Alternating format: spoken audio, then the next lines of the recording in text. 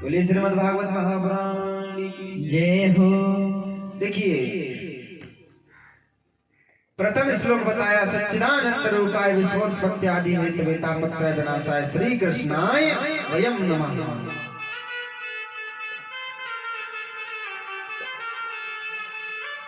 ऐसे श्री कृष्ण को हम नमस्कार करते हैं, बारंबार प्रणाम करते हैं। देखिए सच्चिदानंद रूपाय, इसका इस श्लोक का संतों ने अलग अलग अपने हिसाब से बड़ी सुंदर व्याख्या की है। अलग अलग सभी संतों ने अपने अपने भाव से इसकी बड़ी सुंदर व्याख्या की है। देखिए सत्य वो होता है जिसका कभी विनाश नहीं हो सकता। इस श्लोक का अर्थ है कि सत्य वह है जिसका कभी विनाश नहीं हो सकता। देखिए झूठ के आगे सत्य दब सकता है लेकिन उसका विनाश नहीं हो सकता। अरे झूठ कब तक टिक सकेगी सत्य के आगे? कब तक टिक सकेगी? कभी तो कभी सच ऊपर आएगा ही ना। तो सत्य वह होता है जिसका कभी विनाश नहीं होता। देखिए कुछ लोगों का विनाश जन्म से पहले ही हो जाता है, जन्म से पहले ही विनाश हो जाता है उनका। और कुछ लोगों का विनाश जन्म के बाद होता है और कुछ लोगों का विनाश हजारों करोड़ों वर्षों बाद होता है। जैसे कि कोई व्यक्ति जन्म लेने से पहले ही अपने शरीर को छोड़ देता है, उसका विनाश हो जाता है।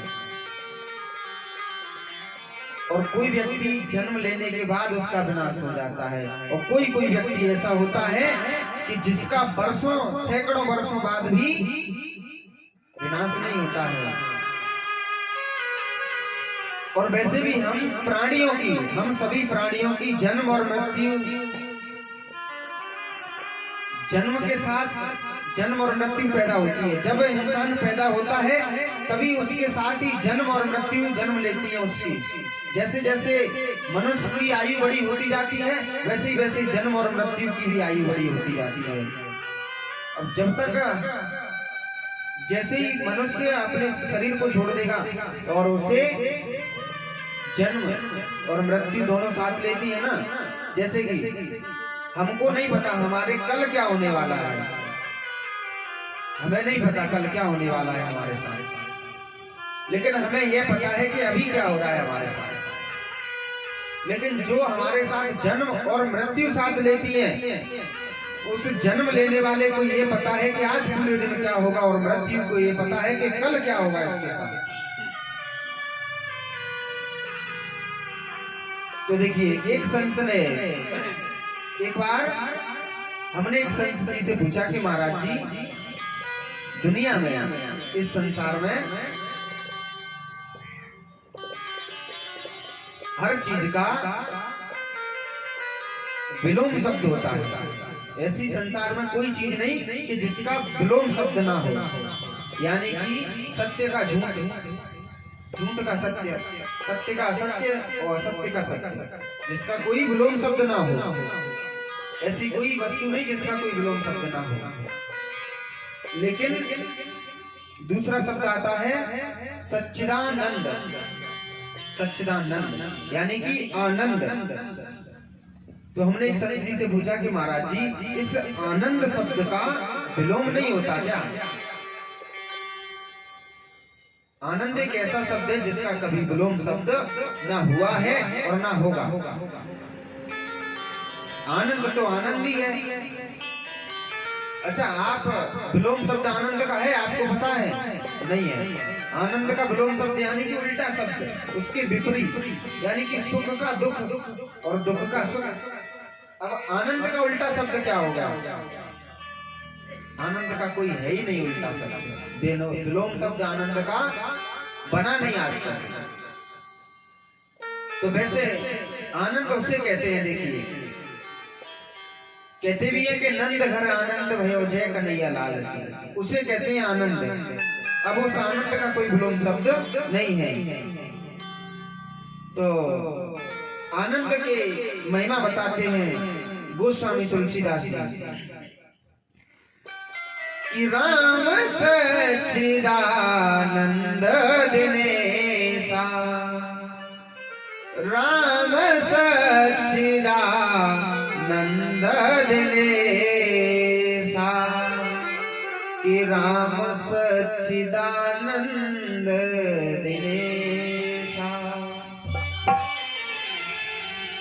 राम सच्चिदानंद दिनेशा।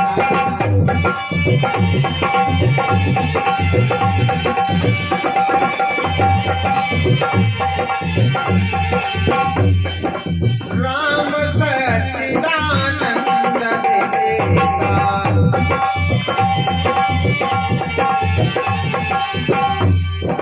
दयिता मोहन साल भलेसा, दयिता मोहन साल भलेसा। राम सच्चिदानंद दिनेशा, नहीं ताहा मोहन सा लवलेसा। देखिए तुलसीदास जी कहते हैं कि संत कहते हैं सच्चिदानंद भगवान श्री राम है, सच्चिदानंद भगवान श्री राम है जो सभी को सुख देने वाले हैं, जो सभी को सुख देने वाले हैं। ऐसे सच्चिदानंद भगवान को हम सभी मिलकर के बारंबार प्रणाम करते हैं। तब कहते हैं कि सच्चिदानंद भगवान विश्व की उत्पत्ति करते हैं और उत्पत्ति के साथ ही साथ उत्पत्ति का पालन भी करते हैं और उसका संहार भी करते हैं। देखिए मनुष्य अगर किसी को बनाता है, किसी जीव को बनाता है, तो उसके साथ साथ उसका पालन भी करता है, उसका पालन भी करता है और अंत में उसका संहार भी करता है। जैसे कि हम कोई वृक्ष लगाते हैं, हम कोई वृक्ष लगाते हैं तो जब तक वह वृक्ष बड़ा नहीं हो जाता तब तक हम उसका देखभाल करते हैं, पानी डालते हैं उसमें, ये करते हैं सब। और जब वह बड़ा हो जाता है तो हमें उसकी लकड़ियों की कभी आवश्यकता पड़ती है तो उसी पेड़ से हम लकड़ियों को प्राप्त करते हैं। तो उसी प्रकार से भगवान उत्पत्ति करते हैं और उसका पालन भी करते हैं और उसका संहार भी करते हैं। अब देखिए जैसे कि विष्णु भगवान का रूप धारण करके सृष्टि का पालन करते हैं और ब्रह्मा जी का रूप धारण करके इस सृष्टि को उत्पन्न करते हैं और शंकर जी का रूप धारण करके इस सृष्टि का संहार करते हैं। अब आइए, जो इन तीनों कार्यों को करे उसी को तो कहते हैं सच्चिदानंद। अब भगवान श्री कृष्ण इस तीनों कार्यों को कर सकते हैं, पार ब्रह्म परमेश्वर कर सकते हैं। तापत्रय विनाशाय श्री कृष्णाय वयम नमः। अब ये तीन ताप बताए गए हैं। तीन ताप कौन कौन से हैं देखिए, दैहिक, दैविक और भौतिक। देखिए दैहिक ताप उसे कहते हैं जो देह से उत्पन्न हो। दैहिक ताप जो देह से, यानी कि जो देह से जैसे कि बुखार, सरदर्द, ये हुए सब देह से, देह यानी कि हमारे शरीर से निकल रहे हैं, उसे कहते हैं दैहिक ताप।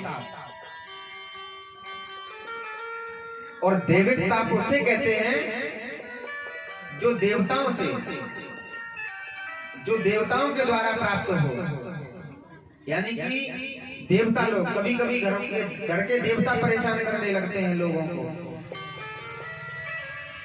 कभी धन की हानि होने लगती है, कभी कुछ होने लगता है, उसे कहते हैं दैविक, यानी कि वह देवताओं के द्वारा दिया गया ताप है। और भौतिक ताप वह होता है जो भूमि से उत्पन्न हो, भूमि से उत्पन्न हो, उसे कहते हैं भौतिक ताप। जैसे कि गर्मियों में जमीन से लूह निकलती है, ताती ताती, गरम लू निकलती, गर्म पड़ जाती है गर्मियों में,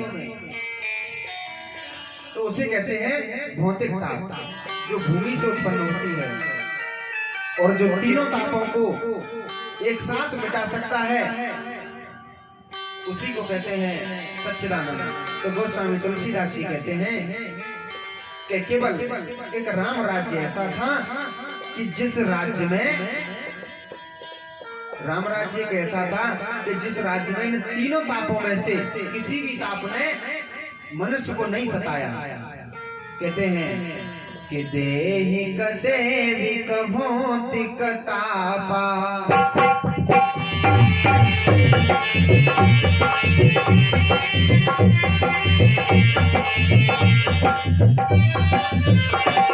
देहिक देविक भौतिक तापा,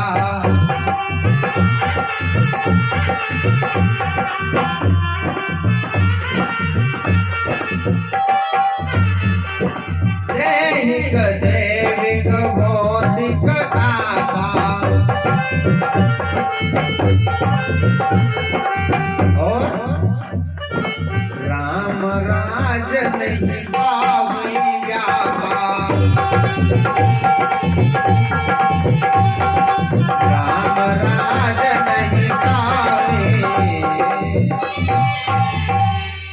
दैहिक दैविक भौतिक तापा, राम राज्य नहीं काहू व्यापा। केवल एक राम जी के राज्य को छोड़कर हर युग में इन तीनों तापों में से किसी न किसी ताप को, किसी न किसी ताप ने हर मनुष्य को सताया है। लेकिन राम जी का एक राज्य ऐसा था कि जिन तीनों तापों में से किसी भी ताप ने मनुष्य के पास तक नहीं आए। अब देखिए, यद तापत्रय विनाशाय श्री कृष्णाय वयम नमः। अब इसका बताया है कि जो तीनों तापों को मिटाते हैं, जो उत्पत्ति करते हैं, हम सभी की रक्षा करते हैं, ऐसे श्री कृष्ण भगवान को हम बारंबार प्रणाम करते हैं। अब आइए दूसरे श्लोक में बताया है, दूसरे श्लोक में श्री सुखदेव जी महाराज को प्रणाम किया गया है। देखिए, जो श्री सुखदेव जी महाराज 12 वर्ष के थे, 12 वर्ष तक अपनी मैया के गर्भ में रहे, 12 वर्ष बाद अपनी माँ के गर्भ से बाहर निकले और सीधे वन की तरफ चले गए, सीधे वन की तरफ चले गए। पीछे उनके पिता व्यास जी बुला रहे हैं, बेटा वापस आ जाओ, घर वापस आ जाओ। लेकिन श्री सुखदेव जी महाराज लौट करके वापस नहीं देखते हैं। ऐसे श्री सुखदेव जी महाराज को दूसरे श्लोक में प्रणाम किया गया है कि नेमि से सूतमासीनः अविवाद महामते, कथामृत रसास्वादः कुशलः शौनको ब्रवीत्, कुशलो शौनको ब्रवीत्। नैमि से सूतमासीना अभिवाद्य महामतिम कथामृत रसास्वाद कुशलो शौनको ब्रवीत्। ऐसे श्री सुखदेव जी महाराज को हम तीसरे श्लोक के माध्यम से और बार-बार प्रणाम करते हैं। बोली श्री सुखदेव जी महाराज की जय हो। अब श्लोक के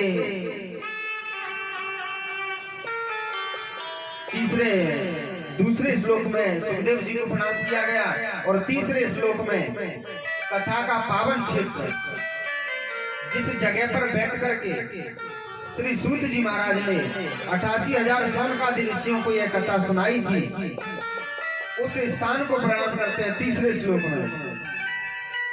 और तुलसीदास जी लिखते भी हैं कि तीरथ वरने में सबे ख्याता,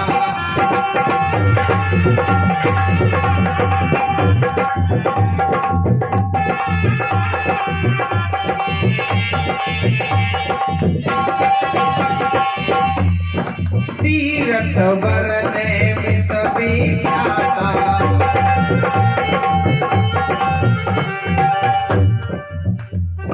अति पुनीत साधक सिद्धिदाता, अति पुनीत साधक सिद्धिदाता, तीर्थ वर्ण विश्वविख्याता, अति पुनीत साधक सिद्धि दाता। नैमिषारण्य क्षेत्र आपने सुना होगा, जहाँ पर श्री सूत जी महाराज ने 88,000 शौनकादि ऋषियों को बैठ करके श्रीमद् भागवत कथा सुनाई थी। ऐसे तीर्थ नैमिषारण्य क्षेत्र को तीसरे श्लोक में प्रणाम किया गया है। और धन्य है वह क्षेत्र जहाँ पर भगवान की कथा होती है। यह क्षेत्र भी आज से धन्य हो चुका है, जहाँ पर भगवान की कथा होती है ना, और जहाँ तक ये आवाज जाती है वहां तक कोई भी दुष्ट पापी हो उसका भी उद्धार हो जाता है मात्र इस कथा से। तो इधर देखिए नैमिषारण्य क्षेत्र में, नैमिषारण्य पावन क्षेत्र में और 88,000 ऋषि विराजमान हैं। 88,000 ऋषि बैठे हुए हैं। दिन में तो वे यज्ञ करते हैं, दिन में यज्ञ करते हैं, और अब दिन भर यज्ञ करते हैं सभी ऋषि मिलकर के। अब रात्रि में उनका समय व्यतीत नहीं होता है, रात्रि में समय उनका व्यतीत नहीं होता। तो अब विचार करते हैं कि दिन भर तो हम भगवान की यज्ञ करते हैं, लेकिन रात्रि हमारी व्यतीत नहीं होती है। अब कोई ऐसा भगवान का भक्त आए, कोई ऐसा महापुरुष संत आए जो हमें रात्रि में भगवान की कथा सुनाए, जो रात्रि में हमें भगवान की कथा सुनवाए, और जिससे हमें भगवान की प्राप्ति हो और हमारी रात्रि भी व्यतीत अच्छी तरह हो जाए। ऐसी बात कर ही रहे थे उसी समय वहां पर श्री सूत जी महाराज 16 वर्ष की उम्र है और सभी ऋषियों के मध्य में आते हैं। बोली श्री सूत जी महाराज की जय हो। श्री सूत जी महाराज आए हैं और सभी ऋषि, जैसे ही श्री सूत जी महाराज आए सभी ऋषि मुनि खड़े होकर के और श्री सूत जी महाराज का अभिवादन स्वागत करने लगते और कहते हैं कि हे गुरुदेव, हम धन्य हो गए आपके दर्श पाकर के, कि आप यहाँ पधारे पावन क्षेत्र में, हमारा जीवन धन्य हो गया आपके दर्शन पाकर के। कहते हैं कि खुल गए भाग्य हमारे, कि खुल गए भाग्य हमारे, ओ गुरुदेव पधारे। खुल गए भाग्य हमारे, गुरुदेव पधारे। खुल गए भाग्य हमारे, गुरुदेव पधारे। खुल गए भाग्य हमारे, ओ गुरुदेव पधारे। जय हो, ताली बजा दो सभी, हरि बोल राधे।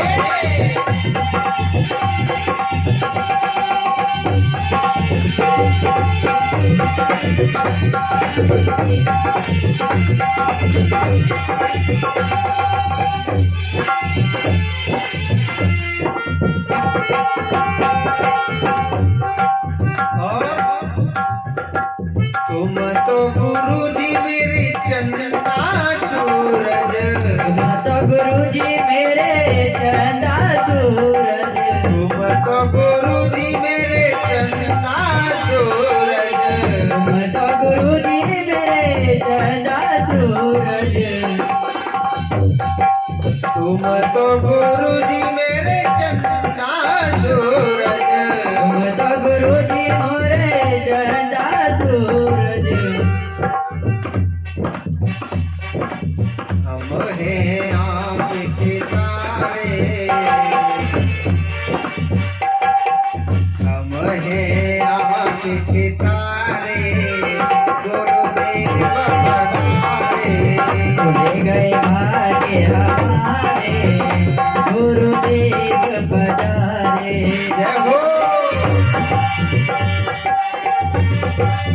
श्री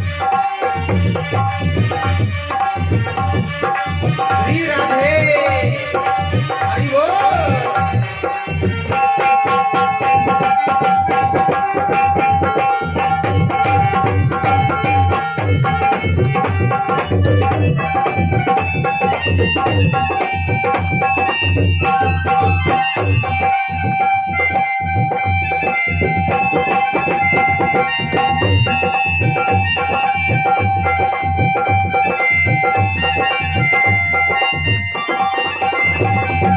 खुल गए भाग्य हमारे गुरुदेव पधारे। खुल गए भाग्य हमारे ओ गुरुदेव पधारे।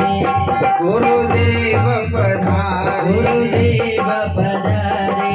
खुल गए भाग्य हमारे गुरुदेव पधारे। खुल गए भाग्य हमारे ओ गुरुदेव पधारे। खुल गए भाग्य हमारे गुरुदेव। बोली सदगुरुदेव भगवान की जय हो। संत भगवान की जय हो।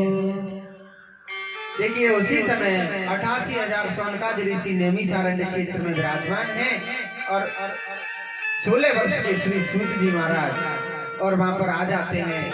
जैसे ही श्री सूत जी महाराज वहां पर आए तो सभी ऋषि मुनि उनकी सेवा में उनके सम्मान में खड़े हो जाते हैं और सभी मिलकर के प्रणाम करने लगते हैं। अब देखिए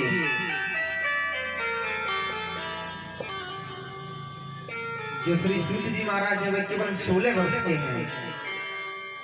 सूत जी महाराज 16 वर्ष के हैं, लेकिन जो 88,000 ऋषि वहां पर बैठे हुए हैं वे 88,000 ऋषि ना जाने कई कई हजार वर्षों के हैं। कई कई हजार वर्षों के ऋषि बैठे हुए हैं।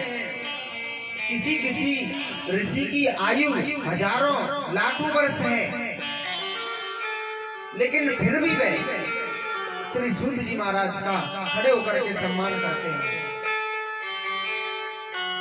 तब कहते हैं कि वैसे तो छोटे को बड़े का सम्मान करना चाहिए, छोटे को बड़े का सम्मान करना चाहिए खड़े होकर के, लेकिन यहाँ बड़े स्वयं छोटे का सम्मान कर रहे हैं। ऐसा क्यों? तब कहा कि देखिए सम्मान उसका किया जाता है जो ज्ञान में बड़ा हो, फिर चाहे उम्र में भले ही छोटा हो, उससे कोई फर्क नहीं पड़ता। ज्ञान में बड़ा होना चाहिए। उम्र में बड़ा हुआ है, उम्र में बड़ा है, अब उसे आता कुछ नहीं है तो उसका कोई सम्मान करेगा? नहीं करेगा। भले ही छोटा है उम्र में, लेकिन उसे अच्छा ज्ञान है, भली भांति सब कुछ जानकार है, तो हर व्यक्ति उसके घर लेवाने जाएंगे उसे।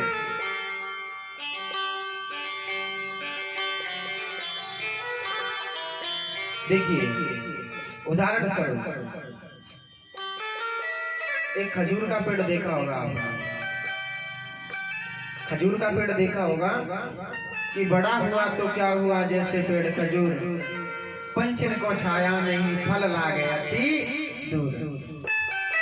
खजूर का पेड़ इतना बड़ा है, फल भी इतनी दूर लगते हैं उस पर, पंछियों को छाया नहीं मिलती। अब उससे क्या फायदा इतना बड़ा है? और तुलसा जी कितनी छोटी है, छोटी सी तुलसा जी का पेड़ होता है, फूलों का इतना छोटा सा पेड़ होता है।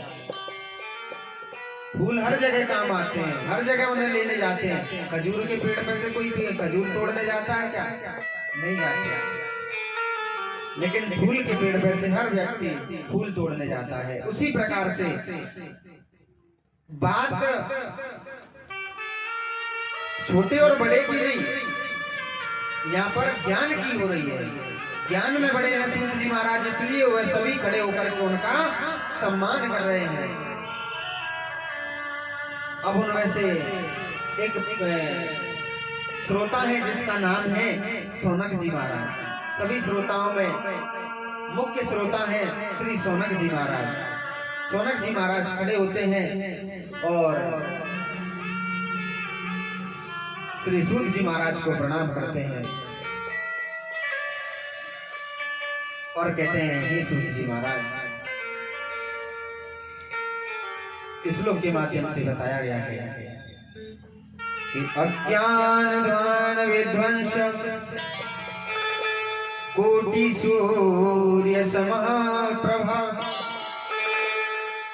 सूताख्यायी कथा सारं मम कर्ण रसायनम् मम कर्ण रसायनम्। कि सूताख्यायी कथा सारं मम कर्ण रसायनम्। हे सूत जी महाराज, अज्ञान रूपी अंधकार को दूर करने के लिए आपके वचन करोड़ों सूर्यों के समान हैं।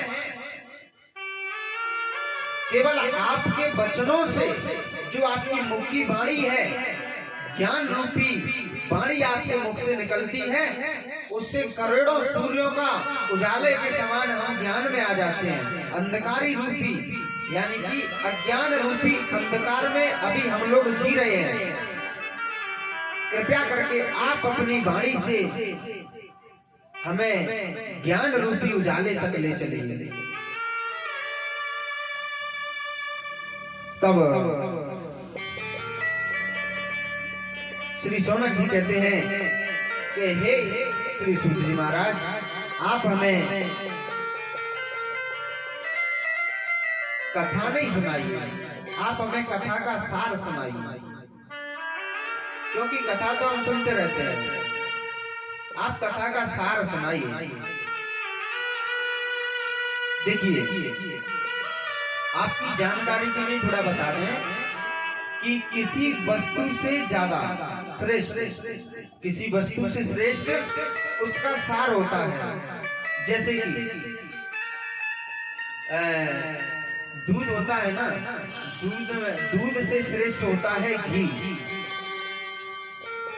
दूध से श्रेष्ठ होता है घी। और सरल भाषा में, और ज्यादा सरल भाषा में कहें तो खोया होता है, खोया होता है ना। और खोया से भी कीमती, खोया में से बनी हुई मिठाइयां होती हैं, बनी दूध में से। ये सब दूध की कीमत होगी मान लो 50-60 रुपए किलो। अगर दूध में से घी बन जाए तो उसकी